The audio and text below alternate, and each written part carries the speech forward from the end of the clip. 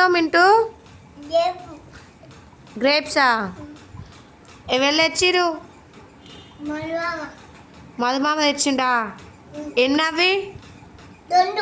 రెండా? రెండింటికి గన్న వస్తాయా? ఎన్ని పైసలు?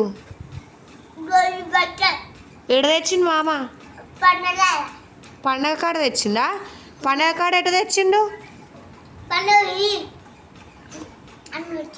అని వచ్చినాడు. అని వచ్చి